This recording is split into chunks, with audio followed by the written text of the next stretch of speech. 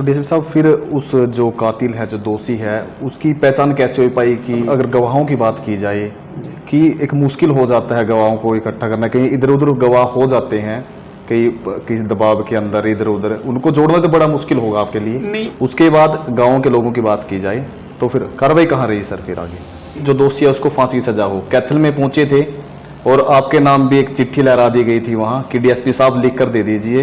मैंने बिल्कुल लिखित में दिया था कि भाई हम इसको फास्ट ट्रैक में ही चलवाएंगे और ये रिक्वेस्ट डालेंगे। हम रिक्वेस्ट ही कर सकते हैं, जी जी जी। जो चीज़ हमारे हाथ में हम कोरस्पोंडेंस कर सकते हैं। मैंने ये डिमांड है, तो एसपी साहब ने मुझे बिल्कुल स्ट्रेट फॉरवर्ड बड़ा कॉन्फिडेंस से कहा था हम इसको फास्ट ट्रैक में ही चलवाएंगे और सरकार को भी लिखेंगे और इसमें हम सख्त से सख्त सज़ा दिलाने की कोशिश करेंगे, जिसमें हम। अब वो दिन भी आ गया, कोर्ट ने उसको फांसी की सजा सुना दी, तो फील कैसा करते हो डीएसपी साहब आप? एक कोशिश का ही मैंने आश्वासन दिया था भी हम अपनी पूरी कोशिश करेंगे और ये इसको हम सज़ा दिलाने में जब कामयाब हुए हैं तो मैं इसका सारा श्रेय हमारी पुलिस टीम को देता हूं, जिसने।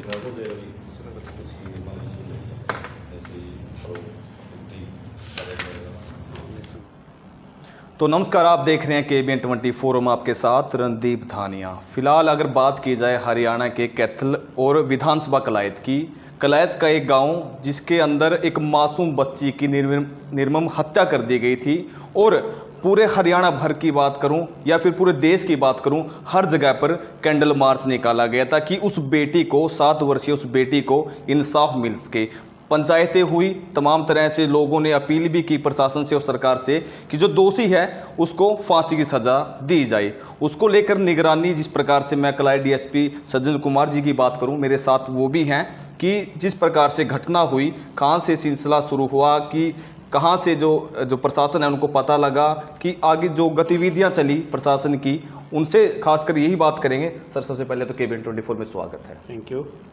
तो सर, अगर कलायत इलाके के गांव की बात कीजिए, मासूम बेटी थी, वो निर्मम रेप कर दिया गया, जला दी गई, जली अवस्था में उनकी शव भी मिला। अगर बात की जाए पुलिस प्रशासन की, किस प्रकार से सूचना मिली थी आपको कि इस गांव के अंदर इस प्रकार घटना हुई है? हमें लगभग ये 8 अक्टूबर 2022 की घटना है, जिसमें हमारे पुलिस स्टेशन कलायत में ये इन्फॉर्मेशन मिली थी गांव से कि भी इस कोई 7 साल की मासूम बच्ची 3 बजे से लापता है। तो मेरे SHO टीम के साथ पहुंचे थे और मुझे जैसे इन्फॉर्मेशन मिली थी मैं भी उसी साथ के साथ पहुंच गया था। और हमने जैसे इन्फॉर्मेशन मिली, हमें पहला टास्क ये था कि भी बच्ची मिसिंग है, उसको सर्च आउट किया जाए। तो हमने उस समय यही आशंका जताई जा रही थी उस पे बच्ची आसपास के किसी घर में हो या कहीं आसपास रास्ता भटक गई हो या नादान बच्ची है। तो हम रात भर ढूंढते रहे और मैंने ये सब चीज़ें हमारे उस समय के SP श्री मकसूद अहमद जी को अपडेट किया और उन्होंने भी 2 CIA की टीमें मेरे पास भेजी सर्च ऑपरेशन के लिए। हम रात भर ऑपरेशन में लगे रहे और सुबह तक बच्ची नहीं मिली। फिर SP साहब ने मैंने फोर्स की और डिमांड की, तो मेरे को एक कंपनी लगभग मेरे पास गांव में रवाना की और हमने उनकी अलग अलग से 10-10 बंदों की टीम बनाकर गांव के जितने भी अबेंडेंड मकान थे, तालाब थे, कुएं थे, उनमें सर्च ऑपरेशन चलाया और आसपास के जंगल में भी ऑपरेशन चलाया। और इस काम में गांव के लोग पूरा सहयोग दे रहे थे। तो इसी सर्च ऑपरेशन के दौरान हमें उस बच्ची का शव लगभग 1:30-2 बजे अगले दिन मिला, जो कि गांव से करीब आधा किलोमीटर दूर 10-12 एकड़ का एक जंगल है, एक मंदिर भी है वहाँ पर। तो ये डीएसपी साहब, ये सूचना कैसे मिली कि सब वहाँ है? क्योंकि तहकीकात तो काफ़ी लंबी गाँव के अंदर भी सूचना सर्च ऑपरेशन से मिली। जब सर्च कर रहे थे, अलग अलग टीमें अपनी सर्च कर रही थी और हर टीम के साथ हमने एक NGO भी लगा रखा था और गांव के लोग भी साथ में लगा रखे थे, क्योंकि गांव के जितने एरिया थे गांव के ही ज़्यादा जानते थे, तो ऊबड़ खाबड़ एरिया या जंगल एरिया। तो जंगल एरिया में ये सर्च ऑपरेशन जब चल रहा था तो बच्ची की जो वहाँ पर हमें डेड बॉडी मिली, जो कि जली हुई थी और अर्धनग्न थी। तो उसको जैसे इन्फॉर्मेशन मिली, स्पॉट विजिट पे मैं पहुंचा था उसी समय और ऑपरेशन का भी हिस्सा रहा था। और SP साहब ने उस पहले ही दिन इसमें SIT गठित कर दी थी, जिसकी जिम्मेवारी मुझे सौंपी गई थी और मार्गदर्शन SP साहब बार बार मुझे दे रहे थे। तो उसी समय हमने FSL टीम को भी कॉल किया और FSL टीम भी शॉर्ट टाइम में आ गई थी।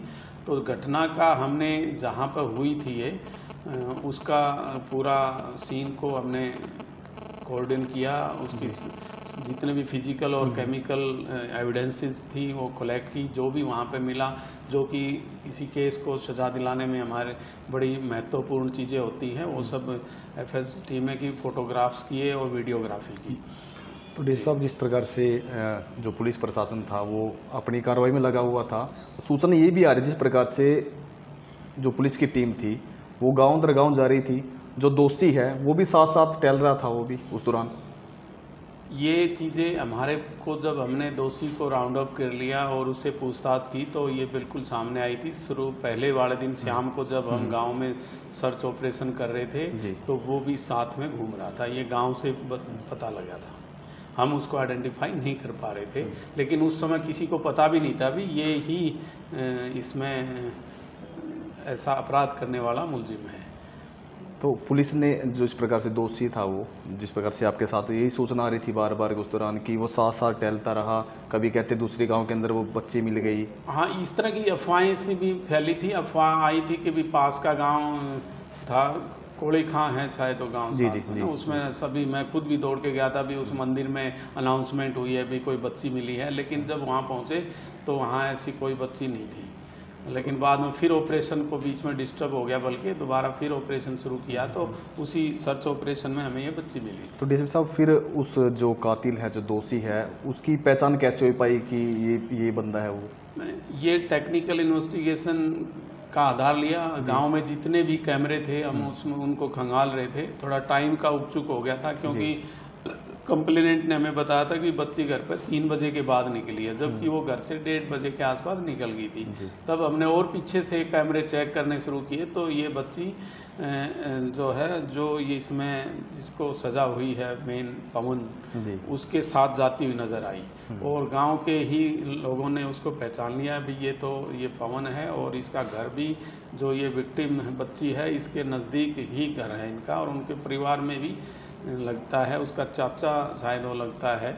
और ये एक समाज में बड़ा, एक हमारे आज के टाइम में कर इस तरह घिनौना अपराध नहीं हो सकता और रिश्तों को भी तार तार किया गया इसमें। तो डीएसपी साहब, आपकी ये हो गया, जब कातिल भी दोषी है जो वो सामने आ गया, ये तो उसको उठाकर भी ले गई, आपकी कार्रवाई वहाँ तक हो गई।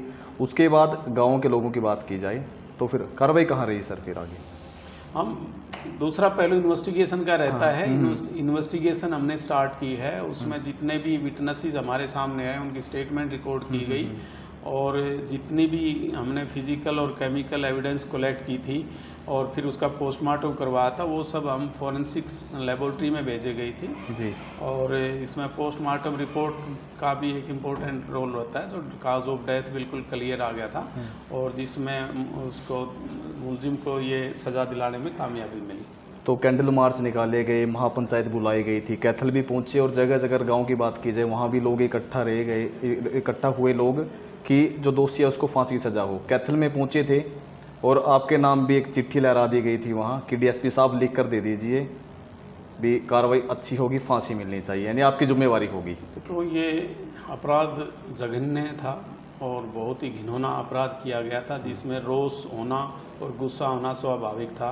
गांव में काफ़ी रोष था, आसपास के गांव भी इकट्ठे हो गए थे कि भी हमें इस बच्ची को न्याय दिलाया जाए जिसने इतना बड़ा घिनौना अपराध किया है। तो ये हमारी भी दिल से भावना थी, क्योंकि हम भी सामाजिक आदमी हैं और जिसने इतना घिनौना अपराध किया है उसको हम ज़्यादा से ज़्यादा सज़ा दिलाएं। और तो सबकी यही डिमांड थी, हर के ज़बान पे यही था भी इसको फांसी की सज़ा हो और फास्ट ट्रैक में केस चला जाए। तो उसी बात को ध्यान में रखते हुए मैंने लिखित में उसी समय मेरे से मांगा गया था और मैंने बड़ा कॉन्फिडेंस से दिया था भी मैं, अपनी कॉन्फिडेंस ये था भी मैं कर पाऊँगा शायद। तो मैंने उसी कोशिश में था कि भी इसको मैं जल्दी केस को कोर्ट में इस प्रकार से पुटअप करें कि भी उसमें सज़ा हो। तो मैंने बिल्कुल लिखित में दिया था कि भी हम इसको फास्ट ट्रैक में ही चलवाएंगे और ये रिक्वेस्ट डालेंगे, हम रिक्वेस्ट ही कर सकते हैं। जी। जो चीज़ हमारे हाथ में, हम कोरस्पोंडेंस कर सकते हैं। मैंने हमारे उस समय के एसपी श्री मकसूद अहमद जी से उसी समय फ़ोन पे कॉल भी किया था। माँ सर, इनकी ये डिमांड है मॉब की और इनकी एजिटेशन रूप ले लिया है इन्हें सारा, और ये डिमांड है। तो एसपी साहब ने मुझे बिल्कुल स्ट्रेट फॉरवर्ड बड़ा कॉन्फिडेंस से कहा था, हम इसको फास्ट ट्रैक में ही चलवाएंगे और सरकार को भी लिखेंगे और इसमें हम सख्त से सख्त सज़ा दिलाने की कोशिश करेंगे, जिसमें हम कामयाब। जैसे साहब, अगर गवाहों की बात की जाए कि एक मुश्किल हो जाता है गवाहों को इकट्ठा करना, कहीं इधर उधर गवाह हो जाते हैं किसी दबाव के अंदर, इधर उधर उनको जोड़ना तो बड़ा मुश्किल होगा आपके लिए। नहीं, इसमें काफ़ी गवाह तो हमारे पुलिस के हैं और पब्लिक के हैं। इसमें लगभग 41 विटनेसेस की स्टेटमेंट रिकॉर्ड हुई है और सभी गवाह, इसमें इधर उधर होने वाला कोई भी गवाह नहीं था और सब अपनी गवाही बड़ी सूझबूझ से और बड़े कॉन्फिडेंस से गवाही दे के आए हैं, जिसका ये परिणाम हमें आज मिला है। अगर डीएसपी साहब बात की जाए आगे की कि आपकी भी जिम्मेवारियां बढ़ गई थी पंचायत के अंदर, क्योंकि आपने भी लिख के दे दिया था कि हाँ दोषी को कार्रवाई, दोषी के फांसी हो, मैं करूँगा अच्छी तरह से, पैरवी की जाएगी। अब वो दिन भी आ गया, कोर्ट ने उसको फांसी की सज़ा सुना दी, तो फील कैसा करते हो डीएसपी साहब आप? देखो, खुशी तो होती है। उस समय तो एक कोशिश के भरोसे पे मैंने आश्वासन दिया था भी हम तो उस समय यही कह सकते हैं हम कोशिश करेंगे, परिणाम का तो पता ही नहीं था। एक कोशिश का ही मैंने आश्वासन दिया था भी हम अपनी पूरी कोशिश करेंगे और ये इसको हम सज़ा दिलाने में जब कामयाब हुए हैं तो मैं इसका सारा श्रेय हमारी पुलिस टीम को देता हूँ जिसने इसमें काम किया। ये ठीक है, हमारे एसपी साहब का मार्गदर्शन बड़ा अच्छा था और मुझे उसको हेड करने की जिम्मेवारी दी गई थी और हमने हर पहलू पर काम कंप्लीट किया और दोषी को इस सज़ा तक पहुंचाने में कामयाब हुए। डीएसपी साहब, आपके जिस प्रकार से जब से आप इस पोस्ट पे हो, जब से डिपार्टमेंट संभाला है, क्या देखा है कभी मामला कि इस प्रकार से मामला हुआ हो, लोग आए हैं फिर फांसी की सज़ा हो जाती है? फांसी की सज़ा का तो पहला केस है मेरी अपनी सर्विस में। बाकी केस इससे भी ज़्यादा बड़े मैंने हैंडल किए हैं, डील किए हैं।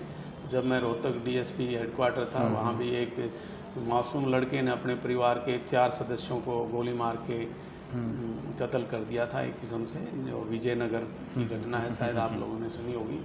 उस टीम में भी मैं रहा हूँ।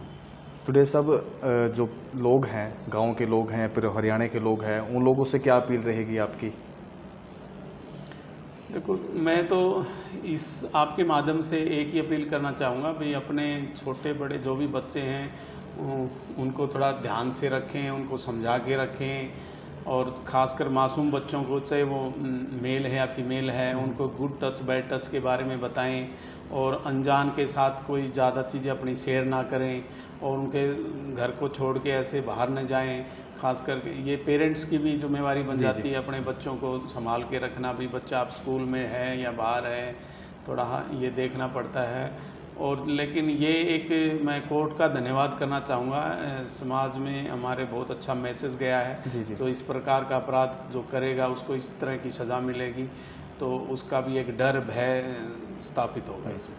बिल्कुल, देखिए मेरे साथ कलाई डीएसपी सजत कुमार थे, क्योंकि जो मामला ये चला हुआ था, एक बच्ची की, जो 7 वर्षीय बच्ची थी, उसका रेप कर उसकी निर्मम हत्या कर दी गई थी। उसको लेकर तनावपूर्ण स्थिति उस दौरान थी कलायत इलाके के अंदर। ये बात की जाए, पूरे हरियाणा की बात की जाए, कैंडल मार्च निकाला गया था। हर कोई ये चाहता था कि दोषी को फांसी की सज़ा हो। वो दिन भी आ गया और जो कैथल है, कैथल के इतिहास में पहली बार ऐसा मामला आया है कि किसी दोषी को फांसी की सज़ा हुई हो। ये वो चीज़ें हैं, लोगों का प्रयास भी था और दूसरी तरफ जो पुलिस की जो टीम थी लगातार, अगर मैं डीएसपी सज्जन कुमार की बात की जाए तो इन्होंने भी लगातार ये प्रयास किया कि जो बेटी है, बेटी के परिवार के जो लोग हैं, उनको इंसाफ मिलना चाहिए, क्योंकि बेटियां सबकी एक समान होती हैं। उसको लेकर भी डीएसपी साहब और उनकी पूरी टीम ने पेन लेकर वो जो कार्रवाई थी, जो दोषी है उसको फांसी की सज़ा तक पहुंचाया। और आप लोगों से निवेदन रहेगा कि वीडियो को शेयर करें। मैं आपके साथ रणदीप धानिया, KBN 24।